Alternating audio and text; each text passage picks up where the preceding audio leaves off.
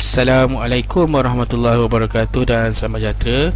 Baik, dalam video kali ini kita akan belajar kemahiran bagaimana untuk mendarab nombor bercampur dengan nombor bercampur. Baik, kita terus kepada soalan. Okey, di sini ada 2 5/6 darab dengan 1 1/2. Okey. Jadi apakah langkah-langkah yang terlibat? Okey, yang pertama, tukarkan nombor bercampur kepada pecahan tak wajar. Okey, jadi cikgu harap murid-murid sudah pun menguasai kemahiran ini, bagaimana untuk menukarkan nombor bercampur kepada pecahan tak wajar. Okey, jadi kita mulakan. 6 darab 2 kita akan dapat 12. 12 tambah 5 kita akan dapat 17. Okey, kita akan dapat seterusnya. Sama juga kita buat dengan nombor bercampur yang seterusnya. 2 darab dengan 1 kita dapat 2. 2 tambah 1 kita akan dapat 3. Jadi salin semula bentuk pecahan yang baru, iaitu 17/6 darab dengan 3/2. Okey, ini adalah dalam bentuk pecahan tak wajar. Okey, seterusnya darabkan pengangka dengan pengangka dan penyebut dengan penyebut. Okey, jadi kita darabkan 17 darab dengan 3 dan 6 darab dengan 2. Baik, kita akan dapat 51/12. Okey, sekiranya jawapan ialah pecahan tak wajar, tukarkan kepada nombor bercampur. 51/12 adalah pecahan tak wajar, jadi kita kena tukarkan kepada nombor bercampur menggunakan operasi bahagi. Okey, jadi 51 bahagi dengan 12, kita kena gunakan sifir 12. Okey, jadi dalam sifir 12 cari 51, atau kalau tak ada, nombor yang paling hampir dengan 51 iaitu 48. 48 adalah kedudukan yang keempat. 51 tolak 48, kita akan dapat 3. Jadi cara kita baca adalah 4/3/12. Jadi 51/12 dalam bentuk nombor bercampur adalah 4/3/12. Okey, jadi sebelum tinggalkan soalan, lihat dulu 3/12. Adakah kita boleh mudahkan? Ya, kita boleh mudahkan menggunakan sifir 3. 3 kita boleh bahagi dengan 3, dan 12 pun kita bahagi dengan 3. Jadi akhirnya kita akan dapat 41/4. Okey, jadi ini adalah bentuk pecahan yang paling mudah. Okey, cikgu harap murid-murid boleh ikut dan boleh faham. Okey, seterusnya kita gunakan soalan yang sama, tapi kali ini cikgu ajar cara yang berbeza pula. Okey, jadi yang pertama, tukarkan nombor bercampur kepada pecahan tak wajar. Okey, ini adalah asas kepada macam mana kita nak selesaikan semua soalan yang berkaitan dengan nombor bercampur. Kita tukarkan dulu kepada pecahan tak wajar. Okey, jadi kita ulangi proses yang sama. Okey, jadi kita akan dapat 17/6 darab 3/2. Okey, tapi kali ini cikgu nak mudahkan sebelum kita selesaikan soalan ni. Okey, jadi kita tengok pecahan yang pertama dulu, 17/6. Boleh tak kita nak mudahkan dengan mana-mana sifir?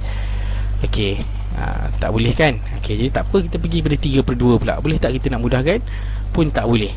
Jadi kalau kita tak boleh mudahkan mengikut pengangka dan penyebut masing-masing, jadi kita akan mudahkan secara bersilang. Ada tak nombor-nombor yang murid-murid rasa boleh dimudahkan secara bersilang? 17 dengan 2 boleh tak? Kan? 3 dengan 6 rasanya boleh tak? Rasa macam pernah je 3 dengan 6 kan? Jadi kita akan mudahkan 3 dan 6. 3 kita boleh bahagi dengan 3. Okey, 6 kita boleh bahagi dengan 3, kita akan dapat 2. 3 pun kita boleh bahagi dengan 3, kita akan dapat 1. Okey, jadi setelah mudahkan, barulah kita darabkan pengangka dengan pengangka, penyebut dengan penyebut. Jadi 17 darab dengan 1, 2 darab dengan 2. Okey, kita akan dapat 17/4. Nampak tak? Dia punya nombor dia lebih kecil daripada nombor yang sebelum tadi yang kita buat. Okey, jadi 17/4 adalah pecahan tak wajar. Kita kena tukarkan jadi nombor bercampur menggunakan operasi bahagi. Okey, jadi 17 bahagi dengan 4. Kita akan gunakan sifir 4. Okey, dalam sifir 4 cari 17. Okey, cari 17, ataupun kalau tak ada, nombor yang paling hampir dengan 17. Kita ada 16. 16 adalah kedudukan yang keempat. 17 tolak 16, kita akan dapat 1. Okay, jadi cara kita baca adalah 4 1 per 4. Jadi 17 per 4 sama dengan 4 1 per 4. Jadi boleh mudahkan lagi tak? Tak boleh dah. Jadi ini adalah pecahan termudah. Nampak tak? Soalan yang sama tapi cikgu ubah caranya. Kita akan terus dapat jawapan yang paling mudah. Tapi terpulang pada murid-murid untuk memilih cara yang mana murid-murid rasa lebih sesuai, yang lebih mahir. Sama ada nak mudahkan dahulu sebelum melakukan operasi pendaraban, atau murid-murid nak darab dulu lepas tu baru mudahkan jawapan. Okey. Baik, di sini kita ada 2 3 per 8 darab dengan 1 1 per 7. Okey, jadi perkara yang pertama sekali juga harap murid-murid ingat, kita tukarkan nombor bercampur kepada pecahan tak wajar. Okey, jadi 8 kita darab dengan 2, 16 tambah dengan 3 kita akan dapat 19, itu jadi 19 per 8. Okay, untuk nombor bercampur yang seterusnya, 7 darab dengan 1 7, 7 tambah 1 sama dengan 8. Okay, jadi kita salin semula. Bentuk yang baru adalah bentuk pecahan tak wajar, iaitu kita akan dapat 19 per 8 darab dengan 8 per 7. Okay, jadi kali ini cikgu akan mudahkan dahulu sebelum kita darab. Okay, jadi kita tengok dulu pecahan yang pertama, 19 per 8. Okay, boleh tak kita nak mudahkan 19 dengan 8?